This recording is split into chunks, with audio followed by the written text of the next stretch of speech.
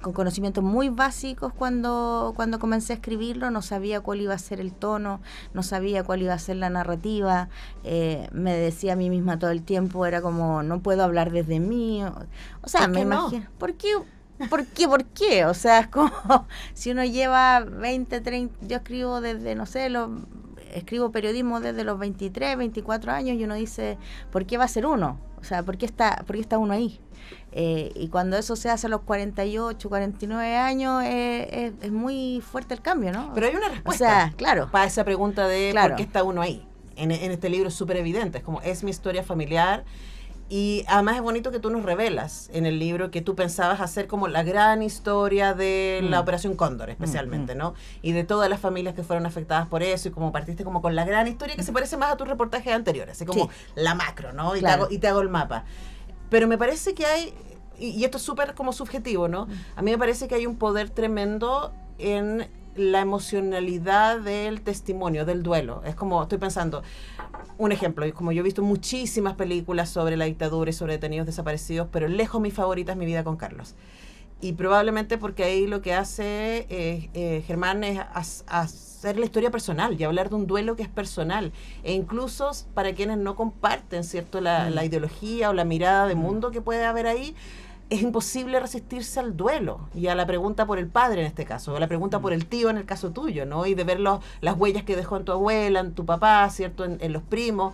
Entonces creo que hay un poder también y que quizás, no sé realmente periodismo, es una pregunta que te lanzo, ¿no? Pero el ser comunicadora, también ahí hay un ejercicio que es súper poderoso, que es el de la vulnerabilidad. Sí, o sea, sí, todo el rato. Lo que pasa es que hay un pudor, y es un pudor, y tal vez cuando uno es más joven es más fácil traspasar eso, pero no lo sé. Yo creo que además eso que tú dices es muy evidente cuando uno mira lo que uno ha hecho.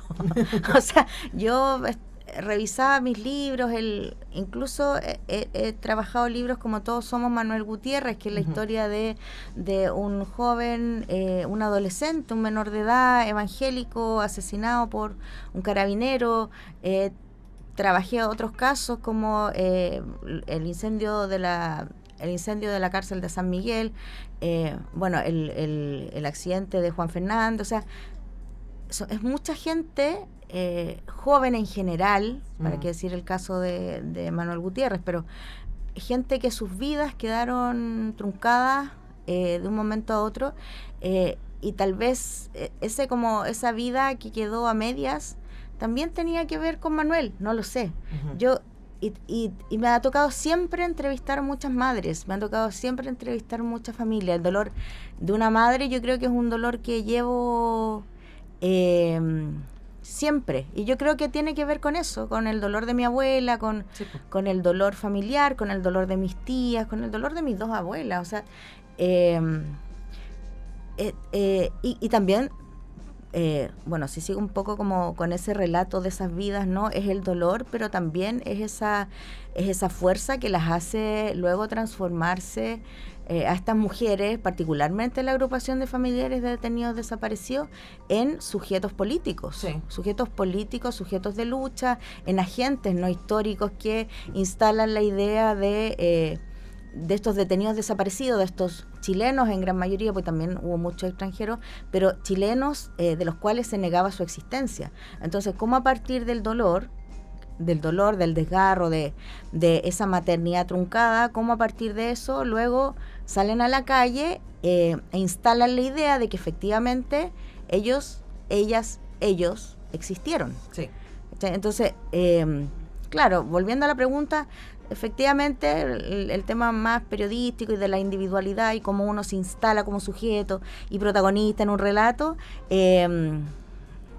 y el tema de las abuelas y de las madres y todo esto que estamos hablando tiene que ver con un poco con lo mismo, ¿no? O sea, no sé, yo finalmente creo que uno se mira a sí mismo y que se justifica. O sea, si tú te miras bien, si tú te miras más o menos, vas a decir, no, siempre he escrito sobre otros. Si tú te miras bien, o si tú miras lo que has hecho, y lo digo un poco ahí en el libro, es como una selfie, ¿no? Todo el tiempo. Y y me imagino que todos, incluso nosotros, lo que hacemos en nuestra cotidianidad, no solo los periodistas, sino todos en nuestros oficios, hacemos algo que tiene que ver con nosotros mismos. Todo el tiempo estamos justificándonos, buscando respuestas, ocupando un espacio, diciendo yo existo, claro, lo que hago tiene valor, etcétera. Estamos en esa, ¿no? Pero también tu libro sale en un momento contingente, complejo, vamos a decir, ¿no? En donde historias como la de tu tío Manuel están tratando de ser borradas de nuevo. Y ahí aparece esta doble tensión, ¿no? Otro libro sobre detenidos desaparecidos, y luego al mismo tiempo, no, pero sí, demos vuelta a la página, eso no pasó, tampoco fue para tanto, etcétera. Entonces hablemos también de el ejercicio político, no solamente personal, de escribir esta historia. ¿Cómo la escribiste también? Sí. Dos cosas sobre eso. Damos un... Sí, estamos conversando con Tania Tamayo, por si alguien solo nos está escuchando o nos está viendo en YouTube. Sí. Autora, periodista, tutora de este Tome libro. agüita. Tome agüita porque esta pregunta es compleja. Pero es compleja porque es absurdo que a esta altura, digamos, uno tenga que volver a plantearse estos conceptos. Yo creo que no hay que hacerse mucho cargo de eso. Tengo la sensación de que el negacionismo a esta altura no es más que aprovechamiento político y no es más que ignorancia. Y sería, digamos, o sea, no creo que haya mucho que... O sea, es muy importante que tú me lo preguntes y es muy importante que yo lo responda. Pero no es más que una oleada absurda, digamos, de personas que están haciendo su fruto de la ignorancia, digamos. Yo no creo que esto debiese borrar la historia oficial. Esto no pasa en otros países. Creo que en Chile a veces viene este vaivén muy como de modas, y que no hay que mover ni un segundo, ni detener, o sea, no hay que mover ni un milímetro, ni detenerse un segundo en escuchar estas voces negacionistas mediocres y vulgares. O sea, a mí me pasó, ayer lo contaba, que yo no lloré en la escritura de este libro, más allá de todo lo que me pasó escribiéndolo y todo lo que me pasó escribiéndolo con gente que amo, como mi familia cercana. No lloré y no boté ni una lágrima, pero sí lloré cuando leí los comentarios ese día después del reportaje de Chilevisión, por ejemplo, sobre Bernarda Vera. Me pareció brutal, pero también es lo que es. O sea, también lo digo en el libro, o sea, Chile también tiene esas cosas como bastante... Es que no tengo calificativo, digamos, no tengo calificativo. Yo creo que no hay que detenerse, no hay que detenerse, me parece una mediocridad. Y a ver, la desaparición no es, y lo último que quiero decir, la desaparición no fue un evento espontáneo. La desaparición dentro de los crímenes de represión es un crimen absolutamente estudiado, fue ejecutado con muchísimo financiamiento dentro de la Operación Cóndor, y por algo fue uno de los crímenes más estratégicos de la Operación Cóndor, que fue una operación sistémica, digamos, a nivel regional, dentro de muchos países como Paraguay, Uruguay, Argentina, Brasil, Chile, etcétera. Fue una orgánica.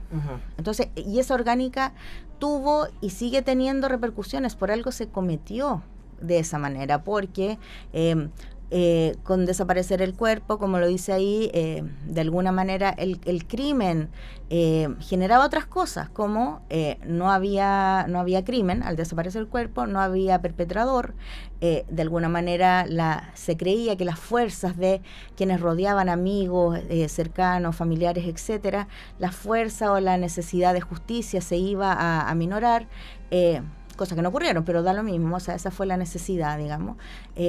Por lo tanto, uno no puede pensar que esto fue inocuo. Entonces de ahí a ya pensar que no existió, porque hay un caso, que además ese caso fue investigado por Pascal Bonnefoy, sí, que es una colega nuestra que trabaja en el Plan Nacional de Búsqueda. Y que tiene una trayectoria como investigadora. Y que lo hizo ella, digamos, o sea, ella investigó acuciosamente, porque sí se dio cuenta que existía esto. O sea, tampoco lo hicieron los periodistas de los reportajes que aparecieron, fue Claro. ella, dentro del Plan Nacional de Búsqueda. Claro. Así como también se ha descubierto que hay personas que, por ser campesinos o por estar fuera de sitios más citadinos, etcétera, no denunciaron estas desapariciones. Bueno, así fue como se descubrió este caso, pero sinceramente yo no le daría más de lo que es, digamos, o sea, no. Seguir haciendo lo que estamos haciendo, Sí. ¿no?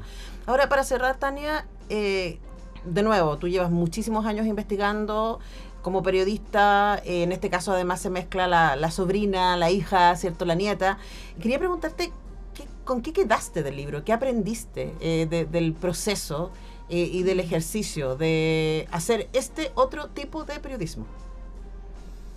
Con ganas de seguir en este otro proceso. Qué maravilla. No.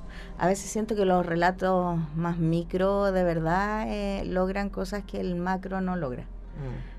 Yo creo que el periodismo, particularmente el periodismo de investigación, algo que me venía como rondando hace rato y lo venía rumiando, ¿no? Que esto como del número y el cruce de datos que uno también hace el esfuerzo y lo enseña mucho en la universidad, porque también la falta de rigurosidad a veces genera mal periodismo, pero también tanto cruce de datos, tanta como necesidad de mostrar la irregularidad sin darle una buena narrativa o una narrativa más amable, puede hacer que la gente no acceda a eso o no lo quiera leer.